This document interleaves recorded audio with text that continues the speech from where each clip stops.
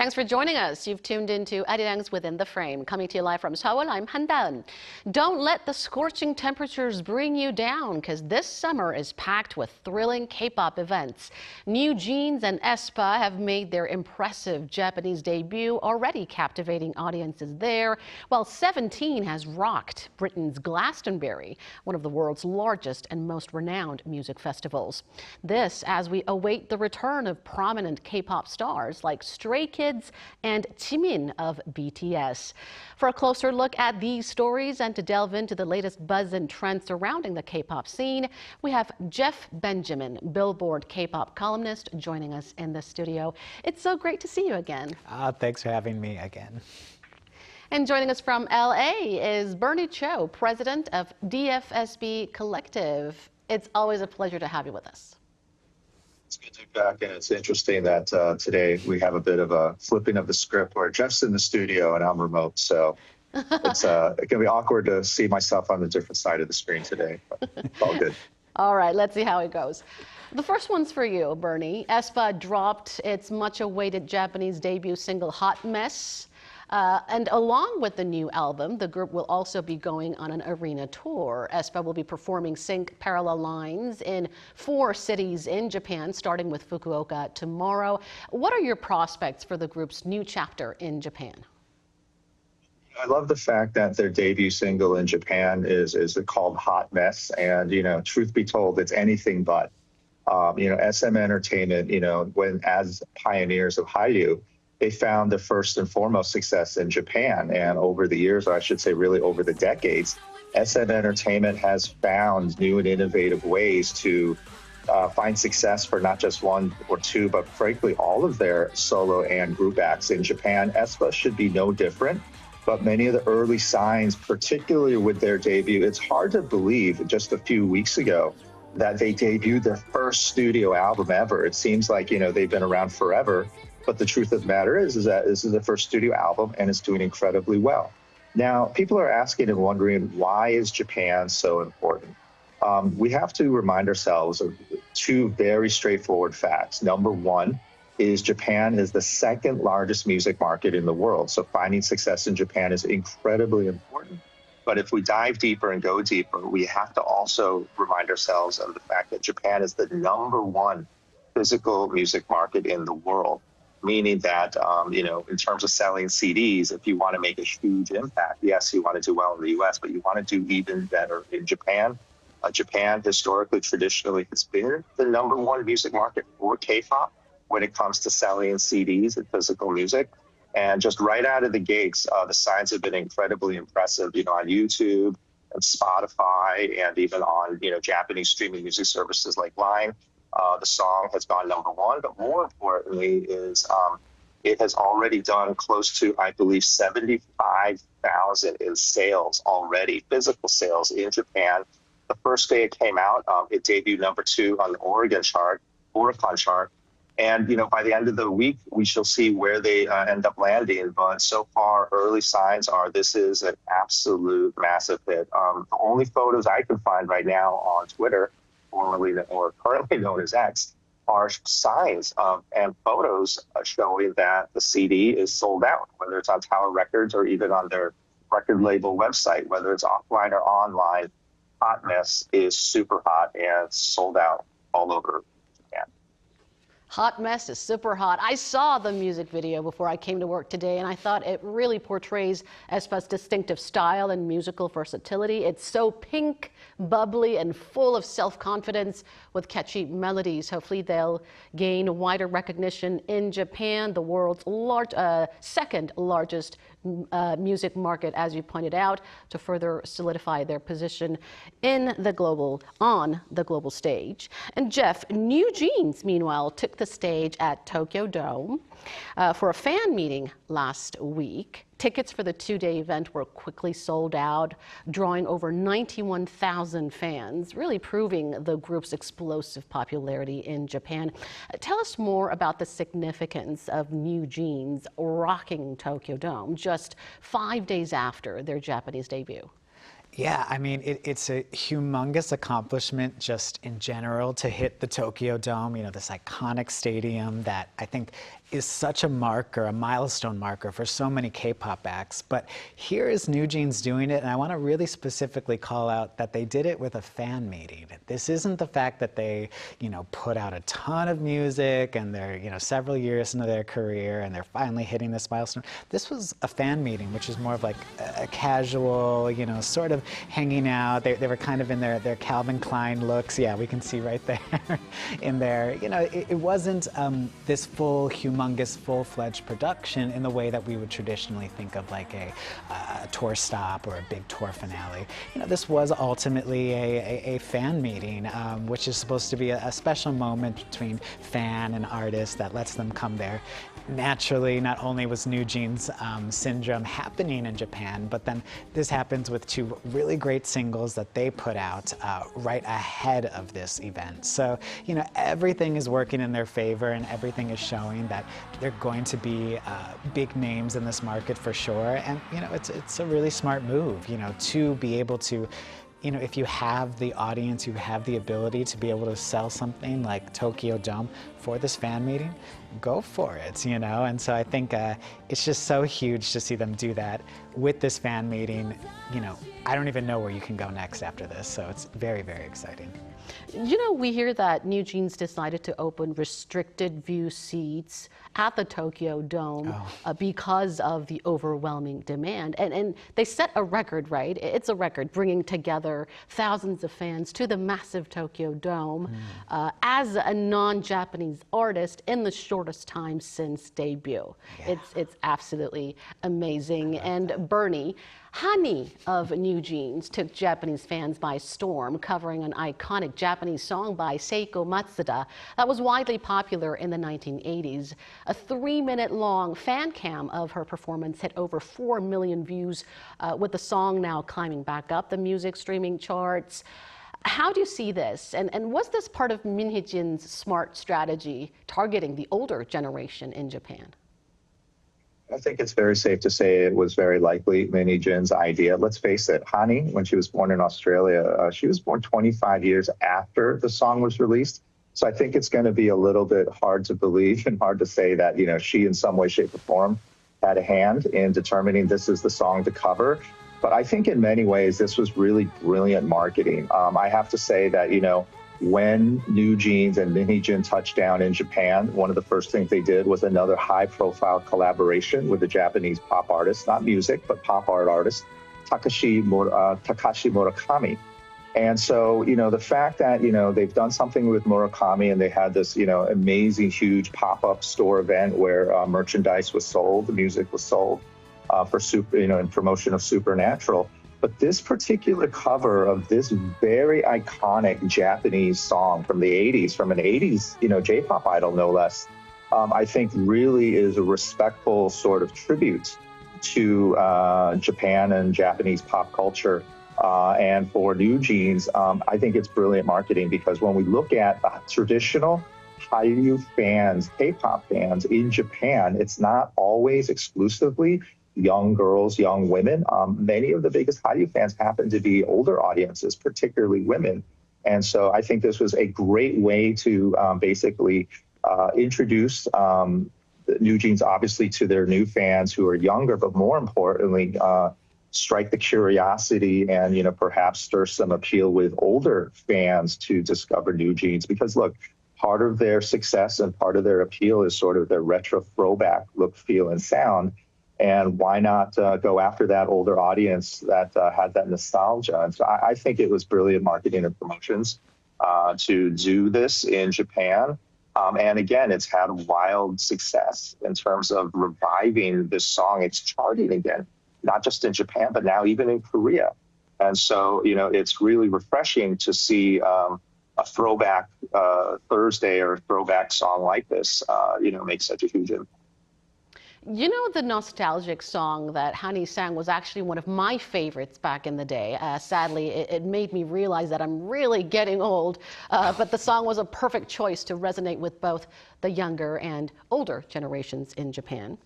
Jeff, the popularity of K-pop in Japan continues to soar, consistently outperforming Western pop in major music charts.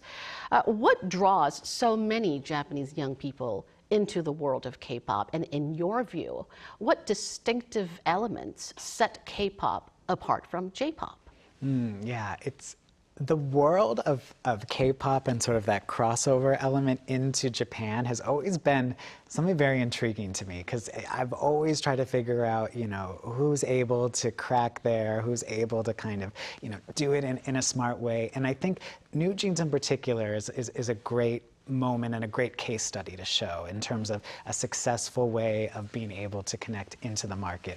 Like Bernie mentioned, we got Takashi Murakami, you know, contemporary artist, being able to mix his style with NewJeans elements. They collaborated with Hiroshi Fujiwara, who is a streetwear designer who created kind of a line collaboration for the new singles. Also, the new single itself, it actually, Supernatural, samples a song, don't want to mess this up, it samples a song by a Japanese artist, Minami, who worked with Pharrell, and they took that beat. And so there's a lot of very smart, I think, localization elements of taking, you know, things that we love about K-pop, great visuals, great choreographies, great, you know, pop songs, whatever it might be, and showing that respect and being able to kind of mix it into the market in a really smart way. And so I think that's been the best way to kind of see K-pop once again, you know, infuse itself back in the Japanese market.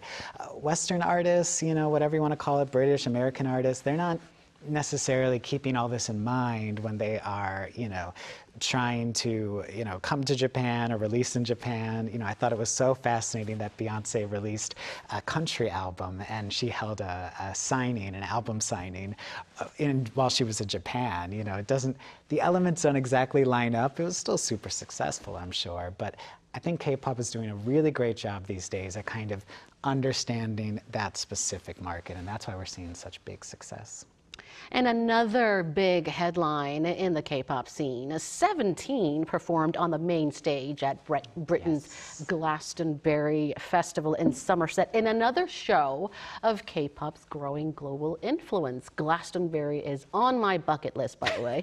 We've seen several K-pop artists perform at Coachella, the largest music festival in North America, but this marked the first time for a K-pop artist to perform in Glastonbury. What are the implications of this achievement? Yeah, I think you are really picking up, of course, yes, K-pop's global impact, right? We're seeing more and more opportunities like this, but I really do want to give a lot of credit to 17 themselves, right? They were a really great pick, I think, for a huge stage like Glastonbury. This is where people are camping out for days and days. There, you know, can be a rowdier bunch. 17, I think, not only are they just great performers in general, they know how to take a big stage like this and be able to kind of, you know, infuse whatever they need to do. There's 13 of them, of course, on stage, but I think even them themselves, you know, they know how to bring the energy. I looked at the set list. It was a great set list to kind of give a lot of variation, give a lot of different styles, but also a lot of energy. So just like, you know, Blackpink was sort of that breakout Coachella moment a couple years ago, maybe it was 2019, they did a really great job at kind of showing, yes, we're an artist who can play the Coachella stage, do really well, and come back as a headliner one day. 17 reminds me of a very similar situation, just in terms of really great performers, a really smart booking, took the most of their time out there, and was able to do, you know, make a huge impact on a huge European festival. And also, you know, festivals, not for nothing, have been a huge part of the culture in Europe for so long. So I think this is a really, really smart and really great start for 17 in terms of a place like Glastonbury. You know, I looked up some articles, and British media spoke quite highly of their performance, saying that they encapsulated the spirit of Glastonbury, which is unity and togetherness, and that they captivated the audience with their overwhelming energy. It's a truly historic moment for K-pop scene, right? Something that Koreans couldn't even imagine when I was in my 20s. Exactly, and I just love seeing that. You know, British press can be a little harsh, you know, sometimes. Right. So the fact that they did that, a full Korean set for the most part, they really deserve their props, for sure. And Bernie, 17, as seen in the case of NewJeans, is also engaging global fans with their unique and original K-pop style. Would you say that the K-pop industry is headed in the direction in which distinct Korean elements are emphasized on the global stage? I don't think in any way, shape, or form this is a new thing. If anything, it's just a continual progression. When I look at the more recent successes of K-pop acts, as we've just talked about 17, I don't honestly think they're doing anything new and innovative in the sense that they're just being themselves and putting them out there as such. But what I do like about, more and more K-pop bands who have been finding success on the global stage is, they're very self-aware that if they try to basically go too pop, they're going to lose that special sauce and that, secret formula that made them as big as they are. And so, for instance, whether it's obviously, mixing Korean and English lyrics so that, they can appeal to not just local, but global fans. I mean, that's just become the new normal. That's just standard. But what I've started seeing that I really like is the fact that, when the bands go on stage, their concert visuals are always a mix. There's always an element of something Korean because ultimately it's what international audiences want. They don't want to see same, more the same. And God forbid, they don't want to see something derivative. They want to see something innovative. And I think, one of the key highlights that people often see as well is, when K-pop acts take the stage, fashion, whether it's wearing, local Korean designers to even wearing hanboks.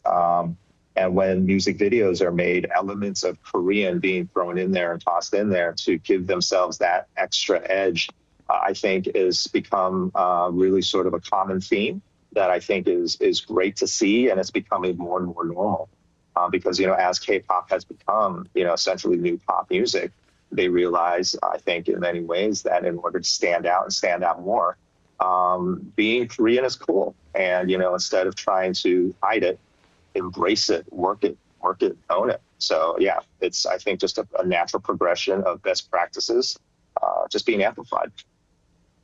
And Jeff, I understand that during your visit to Korea this time, you're filming a video series on the history of U.S. Billboard and K-pop artists. Tell us a little bit about that, and also how has the popularity of K-pop evolved on Billboard charts over time? Well, thanks for asking. Yeah, it's been a really, really rewarding experience. This is something that we've been working on really well, not only with the support of Billboard, but a great team, my partners over here. And, just like Bernie was saying just before this in the question before, that there is, I think, this story, right, about how, crossing over all these questions about, do we change who we are? Do we remove certain elements? Do we, not show those Korean sides? Do we change for the different markets? There's been so much that I've personally watched covering this for, oh my gosh, over a decade now at this point. And there's so many wonderful stories from the artists themselves. I think it's so easy to, again, to just talk about, the successes, the big headlines, the, chart success, whatever it might be, but also, what is going on with the artists themselves. So this story in particular, and this series that I'm so excited to share with you guys very soon, and hope everyone will tune in, that will go live this summer, is taking that idea of the crossover, analyzing, those moments on the Billboard charts as so much more has been happening. New records I feel like are being broke every day, it almost seems like. Every week there's something exciting to show or something exciting to share. But not only talking about the crossover and how artists, showed themselves in the market, but also how these artists really crossed over into our hearts and our minds, and in that way too. So it's the kind of interview style that I personally love, and that makes me fall in love with artists as well. So we have some wonderful artists on deck for this kind of first go around. We have some artists coming up that I'm really, really excited about in the future. So I hope everyone will check it out. But yeah, keeping in mind this idea of the crossover, and all the details will be revealed very soon. So thanks for asking. All right. And the last one's also for you, Jeff. From Stray Kids, ENHYPEN, and Baby Monster to Taeyeon of Girls' Generation and Jimin of BTS, We have big name K-pop stars making a comeback this month. What are you most excited about, and what do you think will capture your attention? Ooh, I mean, yeah, when you just listed out all those names, I was super excited for all of them. Of course, Stray Kids, I think, are going to make a really big impact. I know Bernie and I have discussed this in previously, just how they're on the verge of breaking a huge chart record with this new album, and that I do believe will debut at #1. And Hypen too. I'm really, really keen on these guys and how not only all the hard work they've put in, all the touring they've done, especially in the US, but I'm super curious to see how this one performs. They have some big competition in America from Eminem's new album, so he's still a big seller, so we'll have to see how that goes. I'm really rooting for Hypen with that one. But we have, yeah, great comebacks coming up on the way. Baby Monster, I think, is someone who's super, super exciting, the rookie to watch out for sure. Taeyeon of Girls' Generation, and we can't forget about Jimin of BTS, who is most likely about to send his new single to the Billboard Hot 100. I think it's going to be really exciting to see where this new solo album takes him, because, you know, him and the guys did such a great job preparing so much while they were away on their military leave. So the fact that we're getting something special from him is really, really great. And even the track list itself on this Jimin album seems really cool. There's a collaboration with Sophia Carson, who's someone I don't think anyone expected from the Disney area. So it's going to be a really exciting time. And I think July is going to be a really hot month just in terms of all the K-pop coming. So get ready. Right. Anticipation is running high for their comeback, and we'll certainly be looking forward to their new music, their new style, their new performance, and other surprises that they may have in store for us. Thank you so much, Jeff, for coming in today and sharing your insights. Thank you for having me. And many thanks to you as well, Bernie. We have a few more questions for you, but due to time constraint, we're going to have to leave it there. But let's discuss more details next time. But thank you, as always, for your brilliant analysis. Alrighty, thank you. And that brings us to the end of this show. Thank you for watching, and we'll be back with more same time next week. See you then.